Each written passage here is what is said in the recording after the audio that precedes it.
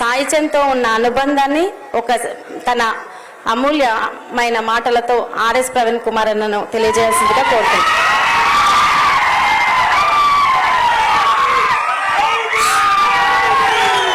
జై భీమ్, జై తెలంగాణ.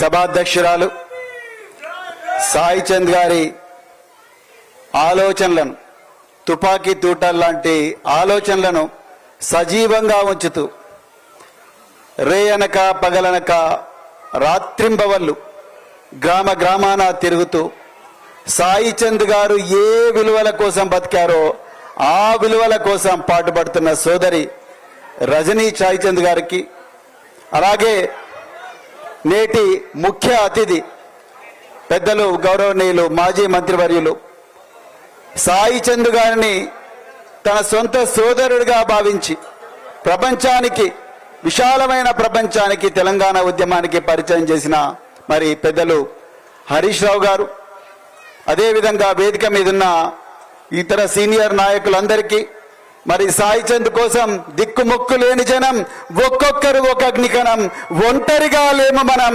కోటి కోట్ల సేనమని నినదిస్తూ కొడంగల్ నుంచి కోదాడ దాకా, అలంపూర్ నుంచి ఆదిలాబాద్ దాకా ఈరోజు ఎన్ని కష్టాలున్నా, ఎంత నిర్బంధం ఉన్నా, ఎన్ని ఈసడింపులున్నా, ఎన్ని అవమానాలున్నా ఇక్కడికి వచ్చిన మీ అందరికి కూడా మరొకసారి హృదయపూర్వక పాదాభివందనాలు.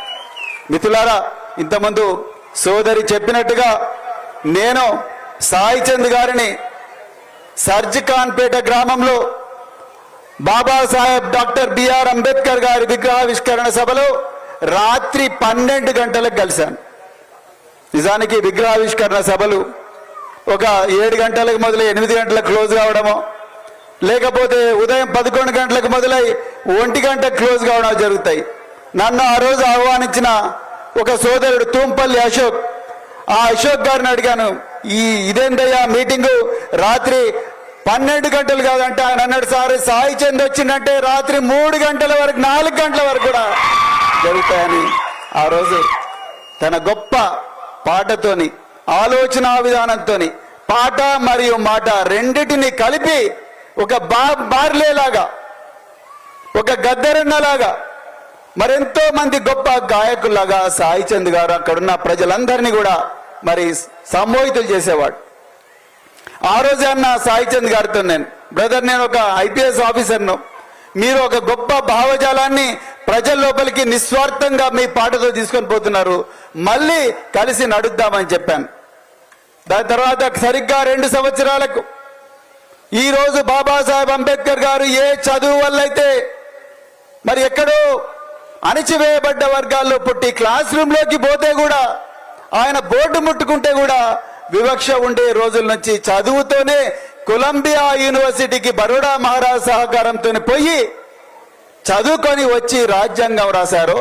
ఆ చదువు తెలంగాణలో ప్రతి గ్రామానికి పరిచయం చేయాలని చెప్పేసి జ్ఞాన చైతన్య యాత్ర ద్వారా తెలంగాణలో అన్ని గ్రామాలు తిరిగి చివరి సభ ఇదే పరిగి నియోజకవర్గంలో కులకచర్లలో మరి ఏర్పాటు చేస్తే ఆ రోజు సాయి చంద్ మళ్ళీ రాత్రి 3 గంటల వరకు కూడా అక్కడున్న ప్రజలందరికీ కూడా బాబాసాహెబ్ అంబేద్కర్ గారి ఆలోచన విధానం, ఆలోచన విధానం, విద్య వల్ల మన జీవితాలు మారే ఆలోచనలను, పదునైన ఆలోచనలను ప్రజల గుండెల్లో నాటిన ఒక గొప్ప కళాకారుడు, గొప్ప ఆలోచన పరుడు సాయి చంద్. మిత్రులారా, చివరిగా ఒక్కటే మాట చెప్తున్నా, సాయి చంద్ గారు ఎప్పుడు ఒక పాట పాడేవారు, బాబా అంబేద్కర బడుగులకు భాస్కర నువ్వే లేకపోతే ఏమైపోయే వాళ్ళమో అన్నారు. నువ్వే లేకపోతే ఏమైపోయే వాళ్ళమో, మళ్ళీ ఆ మూతికి ముంత, నడుముకు చీపురు కట్టుకొని బాంచాన్ కాలు మోక్తానే బతుకులే ఉంటుండే, కానీ బాబా అంబేద్కర బడుగులకు భాస్కర మా అందరికీ ఒక దారి చూపించినవయ్యా అని రాజ్యాంగాన్ని పట్టుకుంటాడు. కానీ మిత్రులారా, ఈరోజు ఇక్కడ తెలంగాణలో నలుమూలల నుంచి వచ్చిన మీ అందరినీ నేను అడుగుతున్నా, ఇవాళ తెలంగాణలో రాజ్యాంగంలో ఉండే స్వేచ్ఛ, స్వాతంత్రం, సౌభ్రాతృత్వం, సమానత్వం, జీవించే హక్కు ఉన్నాయా? గట్టిగా చెప్పండి, ఉన్నాయా? 2 చేతులెత్తి చెప్పండి. లేవు మిత్రులారా. అందుకొరకే సాయి చంద్ పాటను లగచర్లలో పోరాడిన గిరిజన బిడ్డల జీవితాలు, గిరిజన బిడ్డల తండాలు ఇవాళ సాయి చంద్ పాటను కోరుకుంటున్నాయి. ఇవాళ కాళేశ్వరం ప్రాజెక్టు సాయి చంద్ పాటను కోరుకుంటున్నది. గురుకులాల్లో కేసీఆర్ గారు ఎంతో ప్రేమతోని, ఎంతో దార్శనికతతోని వేలాది గురుకులాలు పెట్టి లక్షలాది మంది పిల్లలను దేశ సరిహద్దులు దాటించి ఒక గొప్ప విద్య ఇవ్వాలని చూస్తే ఈరోజు ఆ గురుకులాల్లో నిన్నటికి నిన్న హైదరాబాద్ నగరం నడిబొడ్డున ఇంటర్మీడియట్ చదువుకోవడానికి వచ్చిన విద్యార్థి నిరాశ నిస్పృహలతోని సూసైడ్ చేసుకుంటాడు. అంతకన్నా ముందు మంచిర్యాలలో ఇంకా డిగ్రీ కళాశాల అమ్మాయి సూసైడ్ చేసుకుంటారు. ఆ విధంగా 90 మంది బిడ్డలు ఇప్పటికి చనిపోయారు. ఈ రోజు తెలంగాణలో తరగతి గదులన్నీ కూడా సాయి చంద్ పాటను కోరుకుంటున్నాయి. మిత్రులారా, మళ్ళీ రా సాయి చంద్, మా జీవితాలను రక్షించు, మా జీవితాల గురించి, మా మోడు వాడుతున్న జీవితాల గురించి ఈ ప్రజలకు చెప్పంటున్నా.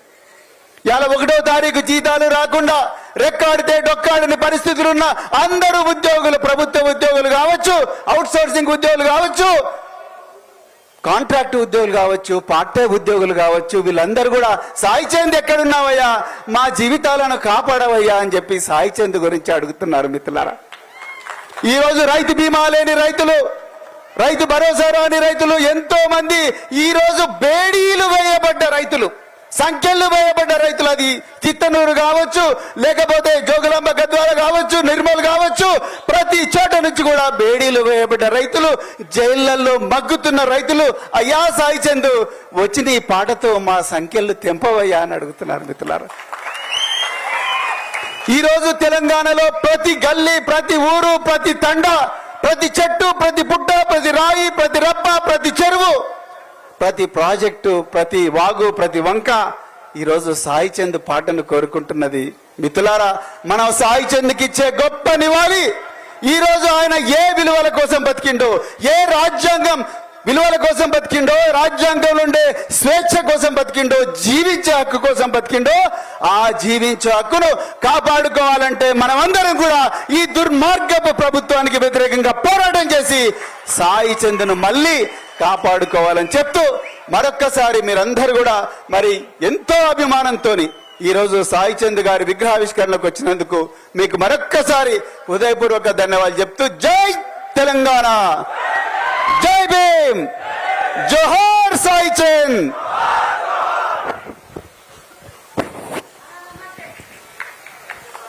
థ్యాంక్ యూ సో మచ్ అన్న.